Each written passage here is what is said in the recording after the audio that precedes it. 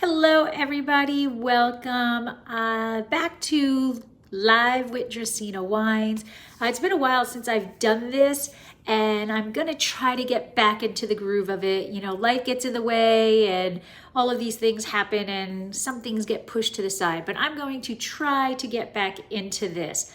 And if you're not following Dracaena Wines on all of the socials, please make sure you do. There's some pretty interesting things going on over there, talking about how wines are made and things that are happening in the tasting room and things that are happening in the winery. So all of the socials are at Dracaena Wines.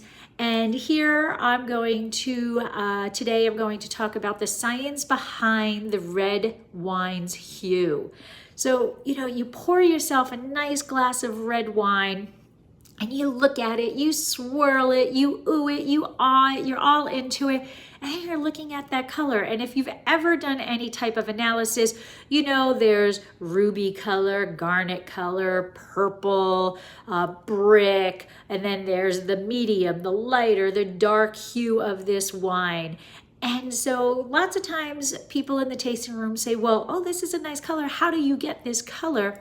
And that's what we're going to talk about today. It really has nothing to do with the juice itself. It actually has to do with all of the skin, and it's that skin contact. So grape juice, depending on the variety, is generally like 99% clear. There are a few grapes out there that actually do have red pulp, red juice, pulp inside, so that juice is going to be automatically darker, but the majority of grapes out there have a clear juice or clear pulp.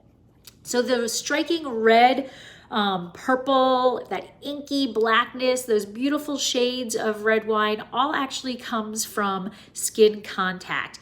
And this happens during the process of maceration when the skins are left in contact with the juice during fermentation. The amount of time that the juice is left in contact with the skins will impact how deep that color is. So we get really short contact, and that's how we make a rosé. We get that just a tinge of color, and that would be how we get those pale pink, pale salmon colored rosés.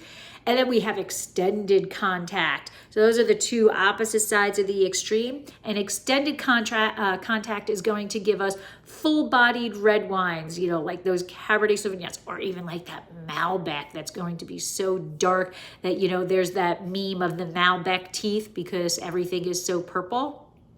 And we also are going to be concerned with tannins. So tannins are natural compounds that are found in the grape skins, the seeds, and the stems. And they are responsible for that drying, astringent sensation that you feel on your palate when you're sipping that red wine.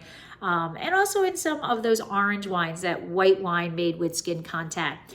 And you can find these tannins on your palate. It's kind of like little itty bitty sandpaper on your gums.